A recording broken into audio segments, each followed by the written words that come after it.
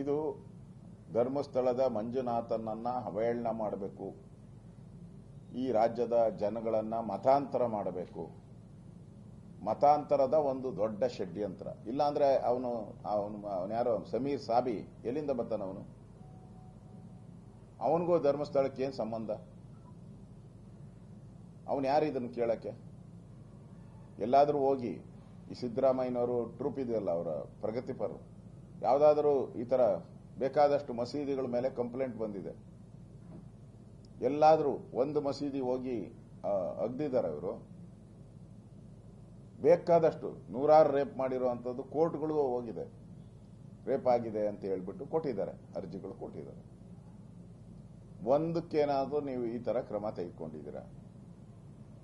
ಹಿಂದೂಗಳ ಭಾವನೆಗೆ ಈ ಸರ್ಕಾರ ಸ್ಪಂದನೆ ಮಾಡಲ್ಲ, ಹಿಂದೂಗಳನ್ನ ಟಾರ್ಗೆಟ್ ಮಾಡಬೇಕು. ಆ ಗ್ರೂಪ್ ಅಲ್ಲಿ ಸಿದ್ದರಾಮಯ್ಯನವರು, ಅವರ ಮಂತ್ರಿಮಂಡಲದ ಎಲ್ಲರೂ ಇದ್ದಾರೆ.